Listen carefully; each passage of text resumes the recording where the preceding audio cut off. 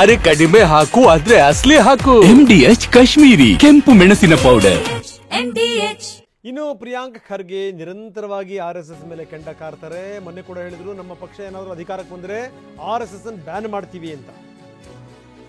ನಮಗ್ ಬೈಯೋದ್ರಿಂದಲೇ ಬಿಜೆಪಿ ಕುರ್ಚಿ ಭದ್ರವಾಗ್ತಾ ಇದೆ. ಬಿಜೆಪಿ ಆರೋಪಕ್ಕೆ ಪ್ರಿಯಾಂಕ್ ಖರ್ಗೆ ಆಕ್ರೋಶ ವ್ಯಕ್ತಪಡಿಸಿದ್ದಾರೆ. ನಮಗ್ ಬೈದಿರೋ ಬಗ್ಗೆ ಹೋಗಿ ಕೇಶವ ಕೃಪಾ ಕೊಡ್ತಾರೆ. ಅಲ್ಲಿ ತನಕ ಅವ್ರ ಕುರ್ಚಿ ಭದ್ರವಾಗಿರುತ್ತೆ.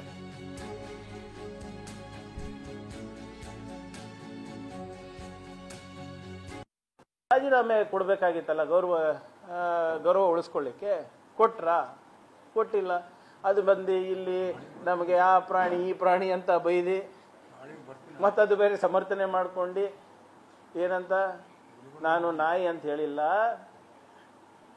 ನಾಯಿ ಅಂದ್ರೆ ನಾರಾಯಣ, ನನ್ನ ಹೆಸರು ನಾರಾಯಣ ಸ್ವಾಮಿ ಅಂತ ಹೇಳಿದವ್ರು ಅವರೇ ಅಲ್ವೇನ್ರಿ? ಅವರ ಹೆಸರು ಇತಿಹಾಸನೇ ಗೊತ್ತಿಲ್ಲ ಅಂದ್ರೆ RSS ಇತಿಹಾಸ ಗೊತ್ತಾಗ್ತದ? ಮಾಡಲಿ. ಅವ್ರಿಗೆ ನೋಡಿ, ಅವ್ರಿಗೆ ಇಟ್ಕೊಂಡಿರೋದೇ ನಮ್ಮ 4-5 ಜನಕ್ಕೆ ಬೈಯಕ್ಕೆ, RSS ಸೇಫ್ ಗಾರ್ಡ್ ಮಾಡಕ್ಕೆ. ಅವ್ರು ಎಲ್ಲ BJP ಲೀಡರ್ಸರ ಕುರ್ಚಿ ಕಾಯಂ ಯಾವಾಗಿರುತ್ತೆ ಅಂದರೆ, ನಮ್ಮೆಲ್ಲರಿಗೂ ಎಷ್ಟು ದಿನ ನಮ್ಗೆ ಬೈತಾರೆ, ಎಷ್ಟು ಜೋರಾಗಿ ಬೈತಾರೆ, ಆ ಲೆಕ್ಕವನ್ನು ಕೇಶವ ಕೃಪಾ ಕೊಡೋ ತನಕ ಅವ್ರದ್ದು ಕುರ್ಚಿ ಕಾಯಂ ಇರ್ತದೆ. ವೈ ಶುಡ್ ಐ ಬಾದರ್? ಹೇಳಿ ಸರ್, ನೀವು RSS ಬಗ್ಗೆ ಡಿಬೇಟ್ ಮಾಡ್ತೀರಾ? ಇಲ್ಲಲ್ರಿ, ಸದನದಲ್ಲಿ ನಾನು ಮಾಡಿದ್ದೀನಿ. ನೀವೇನಾದರೂ ಮುಟ್ಟಿ ನೋಡಿ, ಅದರ ಪರಿಣಾಮ ಗೊತ್ತಾಗುತ್ತೆ. ಮಿನಿ ಖರ್ಗೆ ತಮ್ಮ ವ್ಯಾಪ್ತಿಯನ್ನು ಮೀರಿ ಹೊರಟೋಗಿದ್ದಾರೆ. ಸದಾನಂದ ಗೌಡರ ಮಾತಿದು.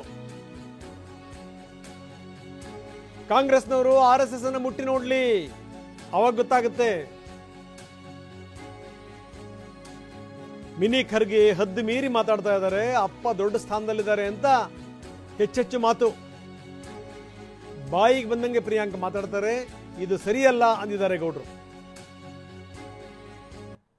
ನಮ್ಮ ಮಿನಿ ಖರ್ಗೆ ಅವ್ರದ್ದು ಈ ಮಿನಿ ಖರ್ಗೆ ಸ್ವಲ್ಪ ಮಟ್ಟಿಗೆ ವ್ಯಾಪ್ತಿ ಮೀರಿ ಹೋಗ್ತಾ ಇರುವಂಥದ್ದನ್ನು ಕಾಣ್ತೇವೆ. ಕೆಲವು ಜನರಿಗೆ ಹಾಗೆ ಆಗಿಬಿಡುತ್ತೆ. ಸಡನ್ನಾಗಿ ಎಲ್ಲರೂ ಸ್ಥಾನಮಾನ ಸಿಕ್ಕಿ ನನ್ನ ಅಪ್ಪ ಸ್ವಲ್ಪ ದೊಡ್ಡದರಲ್ಲಿದ್ದಾರೆ ಅಂತ ಗೊತ್ತಾದ ಕೂಡಲೇ ಏನು ಬೇಕಾದರೂ ಬಾಯಿಗೆ ಬಂದಾಗೆ ಮಾತಾಡುವಂಥ ಹುಚ್ಚುತನ. ಈ ಹುಚ್ಚರಿಗೆ ಉತ್ತರ ಕೊಡುವಂಥ ಪ್ರಯತ್ನ. ಸಂಘ ಇವರು ಮುಟ್ಟಿ ನೋಡಲಿ ಏನಾಗ್ತದೆ ಅಂತೇಳಿ. ಮೊದಲೇ ಇವರು ಭಸ್ಮ ಆಗಿದ್ದಾರೆ. ಇವರ ಭಸ್ಮ ಕೂಡ ಗಾಳಿಯಲ್ಲಿ ಕೂಡ ಹಾರಾಡುವುದಿಲ್ಲ. MDH ನ ಕಿಚನ್ ಅಲ್ಲಿದ್ರೆ ನಾವು ಎಲ್ಲವನ್ನು ಮಾಡಬಹುದು. ಬೆಂಗನ್ ಕಾ ಬರ್ತಾ, ಆಲೂ ಗೋಬಿ, ಭಿಂಡಿ ಮಸಾಲಾ, ಇನ್ನೂ ಬಹಳಷ್ಟು.